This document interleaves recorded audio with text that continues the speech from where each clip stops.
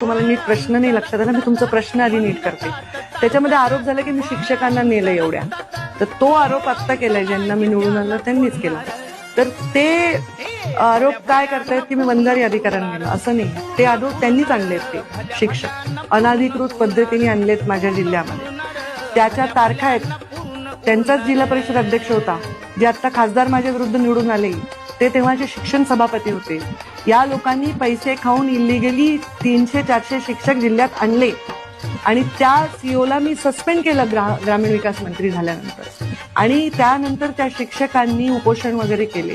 ते अकॉमोडेट व्हावं, कारण त्यांनी पैसे मोजून आले असणार बिचारे, आउट ऑफ वे जाऊन. ते आत्महत्या करतो आता, आम्ही कसं जाणार, कारण ते परत जिथे जाते तिथली जागा गेलेली आहे.